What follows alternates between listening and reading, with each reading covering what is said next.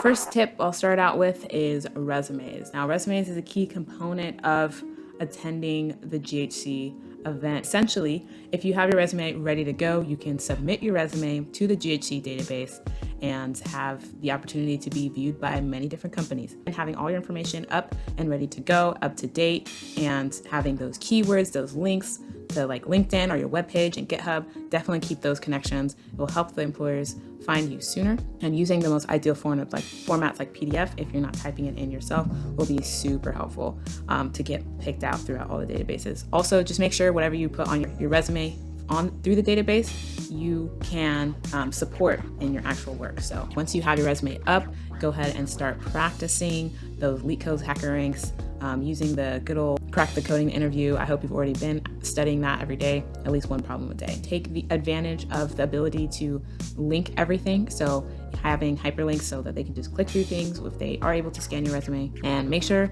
you match your LinkedIn profile with your resume. So this year, GHC has partnered with LinkedIn to link the accounts and access your profile. So in addition to uploading your resume and having everything thoroughly updated and in there, you want to make sure it matches your profile so that if they find you either way, they know that it's you and it's easy to make that connection. The date, a nice little profile pic, adding to your header, #GHC, it makes a difference and it'll help companies find you, help you find other people that you can maybe link up with before or after the event. And it's just a great way to see all the different people. Additionally, you'll find that through LinkedIn, they have applications for respective jobs, and you can go ahead and apply to those jobs ahead of time. So it makes it easier. If you do go to the career fair and you're talking to a recruiter, you can let them know I've already applied and LinkedIn, resume, they're in sync. You have higher odds of getting the job for you. Another tip is through LinkedIn, you can use the hashtag to find other recruiters for your company of interest, and then you might be able to find people to network and build that foundation. Once you've submitted your resume and you've updated and maintained your LinkedIn profile, then I would definitely support all of this by continuing to practice each and every day. So when you do get that opportunity, you are ready to go for that. And I will say, for the most part, again, it is software heavy, but there are opportunities for technology.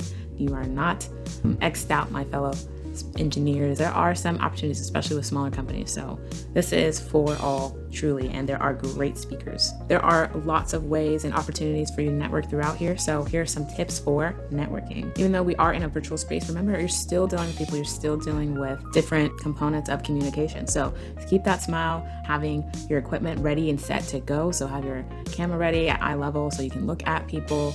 If you don't have the camera ready, have a stellar icon so they at least have a face to go with your name. When you do connect with these people, having your elevator pitch ready. So basic and generic one would be, hi, my name is, I am So whether you're a student, your entry-level position, your professional, whatever that might be, and then state your interests. I'm interested in UX design or software development or security, cybersecurity. So state your interests when you graduate. So you never know what it's going to take. So it's always good to have an elevator pitch. And if you are ever asked to give an intro, have that ready on file. I would have it a click away. So have like a little notes tab open or a Google Doc or anything like that, where you can just have all your links. So if someone's ever like, oh, send me your information, you can just be like, and bam, you're ready to go. Don't be afraid to ask questions throughout these sessions and have a good idea of like who you are, being able to listen and conversate with people.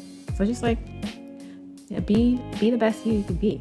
For the sake of internships or jobs, looking up all the different companies that are attending the event, because there are so many different companies. Like last year they had up to 300 companies and schools and stuff. So definitely check out the list of companies that are attending so that you can have an idea of who you're going to be approaching and at what time and how you want to go about it. So check out the list of people who are attending.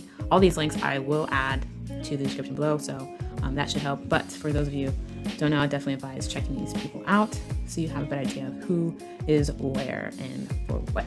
Attend the events that these companies may be sending out to you. You don't just have to network in these different speaker events or by going to their booths. Sometimes they have events outside of them, which was also common when it wasn't virtual. Like for instance, in Florida, like certain companies might host their event at Epcot, or they might have a special little gathering, hangout session, whatever it might be. So I'm thinking virtually they'll probably do something like breakout room, just to get a feel for what the company's about and how they handle things as a company. So you can get a feel of who they are and if you want to be a part of that. So those are pretty cool. Checking them out, giving them a chance, seeing if you fit, and talking to all the people who are there. That's another way. Everything that is this conference is a chance for you to branch out and learn new things. So give yourself that chance and you'll be good. Remember also that when you go to the formal recruiters who are actually recruiting within the career fair, it's normal for them to take notes. This helps them kind of pull back your name. So that's why it's also important for you to have that initial statement before you get into whatever your project may be. So definitely make sure you highlight your name, your interests, what level you're at. So if you're a student, and then what time or kind of your end of schooling will be. So like, I will graduate this way, so that you can have that note and find you more easily. That's a basic approach to intros with recruiters. And don't be afraid to ask for specific departments. If you have a recruiter for, say, software engineering, but you're interested in user experience and design, they might say like, oh, well, that's not my department, but I know someone who is, so they'll redirect you to someone else. And it's always good to follow up. Like once you have a solid conversation with someone and you say, hey, it was great meeting with you, I'd love to connect, go ahead and connect. And then especially if you're connected on LinkedIn, send that personalized invite. So I definitely emphasize personalized, because sometimes people connect and you don't know who they are. So it's very important to distinguish yourself with that personal note. And so you can say, hey, it was great talking to you today. Do you mind providing feedback based on what you said? Or just asking them a question, something like that, to get the conversation going and so that they can actually know who they're connecting with. Take a good reading on when you aren't talking with them. If you do feel comfortable enough to ask for interviews, you can ask for interviews. This is something that I didn't learn until I think my second or third time going. You can ask for interviews, especially if you're talking with the recruiters and you're really interested in the positions that they offer. It allows you to maybe access the slots that they have predestined, and you can there go through the process of interviewing. So if you feel like it's going well, you can ask them. If they say, oh, sorry, not at this time, or no, we no longer have slots, then still say thank you and continue on with whatever you might have been doing in terms of connecting with them. Because even if it's not open then, maybe after the conference or something, they'll remember how much of a match you are for something. So it's definitely good to maintain that good repertoire for future reference. You can download those different Zoom filters that they have. So they have a ton, like I like the one with the different quotes, and they have some with cool backgrounds. And if you get the membership, they have a special one for membership. I definitely recommend downloading some of those just to have some fun and show a little bit of GHC spirit. So check those out. And the beauty of this virtual conference is we can be in our comfy couches and get our snack, our favorite snacks from right there. Typically GHC would have like snacks kind of set in the middle and like different restaurants around depending on where they were hosting it. But it's kind of nice to be able to actually just nap in your own bed and access snacks or water right here with all the things and less walking. So one pro to this for all the people who've never gone is that you have everything you need right around you.